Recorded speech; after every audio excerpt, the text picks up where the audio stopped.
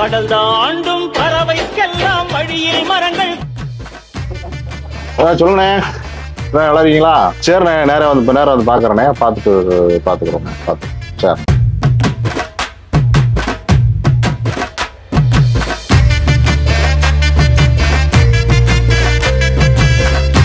வணக்கம், என் பேர் ராஷர்.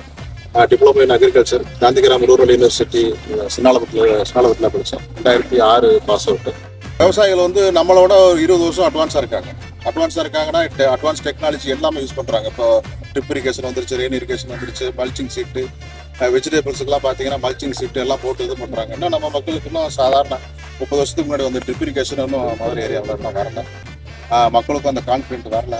வெஸ்டர்ன் சைடு பார்த்தீங்கன்னா ஒரு ஏக்கர் வாழை, ஒரு 2 ஏக்கர் வச்சிருக்கிற வாழை விவசாயி கூட வந்து 1 கோடி ரூபாய்க்கு வீடு கட்டுற அளவுக்கு வந்து வருமானம் வந்து சம்பாதிச்சுட்டு இருக்காங்க. ஆனால் நம்ம ஏரியாவில் 10 ஏக்கர் 15 ஏக்கர் வச்சும் இன்னும் விளிம்பு நிலையிலேருந்து இன்னும் முன்னேறாமல் மக்கள் வந்து அப்படி இருக்காங்க. என்ன காரணம்னா டெக்னாலஜி வந்து அதிகமாக நம்ம யூஸ் பண்ண தான் நம்மளுக்கு வந்து அந்த ஹார்வெஸ்டோடைய வந்து பெனிஃபிட்ஸ் வந்து வந்து சேரும். புது டெக்னாலஜி வந்துருக்கு, ட்ரோன் டெக்னாலஜி வந்து பார்த்தீங்கன்னா ஒரே நாளில் வந்து 20 ஏக்கர் 25 ஏக்கர் கூட நம்ம 1 மணி நேரம் 2 மணி நேரத்தோட ஸ்ப்ரே பண்ணிட்டு வந்துடலாம். வருஷத்துக்கு முன்னாடி 2வது பிரான்ச் வந்து தனியாக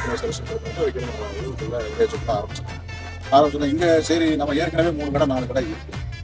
நம்மகிட்ட மற்ற விவசாயிகள் வரணும்னா நம்மகிட்ட என்ன ஸ்பெஷலாக இருக்குது, என்ன நம்ம வித்தியாசத்தை ஏதாவது நம்ம உங்களுக்கு காட்டணும். கம்பெனிஸ்லாம் வந்து பார்த்தீங்கன்னா ப்ராஃபிட் வந்து அதிகமாக இருக்காது, குக்கீஸுக்கும் 5 ரூபா 10 ரூபா அந்த மாதிரி தான் இருக்கும். ஆனால் ரிசல்ட் ஓரியன்டாக பார்த்தீங்கன்னா அருமையாக இருக்கும்.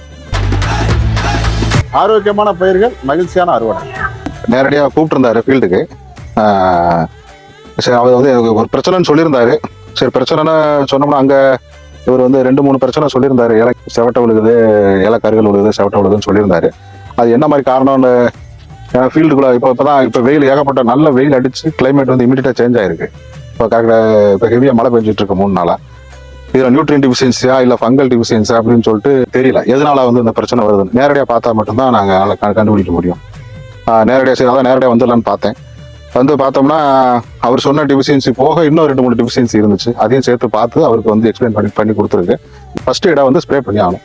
ஸ்ப்ரே பண்ணோம்னா தான் இந்த இருக்கிற நெல்லை வந்து இருக்கிறதாவது காப்பாற்ற முடியும். இல்லைன்னா ஃபுல்லாக சாவியாகி மறுபடியும் பண்ண முடியாத சூழ்நிலைக்கு வந்து அந்த மாதிரி வந்துட்டே இருக்கும். நெல் பூரா கீழே விழுந்துடும். உருத்து புழு இருக்கு, இலை சுருட்டு புழுன்னு சொல்லிட்டு 2-3 டிஃபிஷியன்சி இருக்கு. அதுக்கும் சேர்த்து வந்து அவர் மருந்து அடிச்சாகணும்.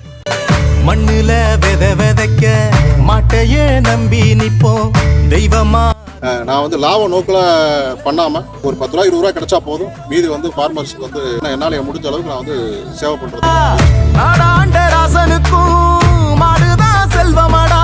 மாமதுரை சீமையில மறி கொழுந்து வாசம். மன்னாதி மன்னர் குலம் மறையாத பாசம். நன்றி. ஆரோக்கியமான பயிர்கள், மகிழ்ச்சியான அறுவடை.